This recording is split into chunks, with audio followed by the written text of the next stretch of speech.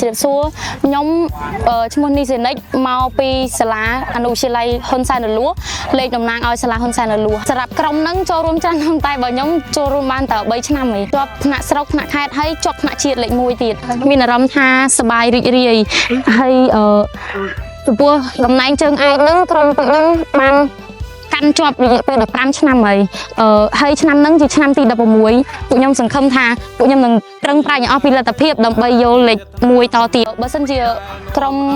ពួកខ្ញុំយកបានលេខ1ជើងឯកនៅថ្នាក់ខេត្តហ្នឹងនឹងបដិញ្ញាថានឹងខំប្រឹងវឹកហាត់បន្ថែមដើម្បីយកលេខ1នៅថ្នាក់ជាតិឲ្យបានលេងកីឡាហ្នឹងមានអត្ថប្រយោជន៍ច្រើន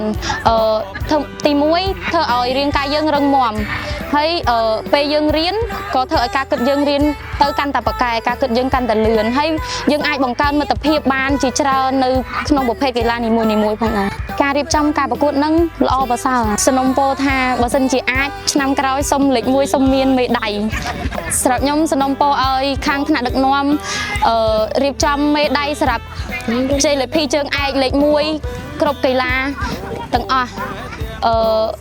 ព្រោះរាល់ឆ្នាំហ្នឹងអត់មានមេដាយមានតែពានហើយនឹងថវិកាអញ្ចឹងហើយចង់បានមេដាយដែរព្រោះពានយើងត្រូវយកទៅដាក់នៅនឹងសាលាតែបើមេដាយចែកជូនកីឡាកានីឬក៏កីឡាករផ្សេងទាំងអស់គ្នាដើម្បី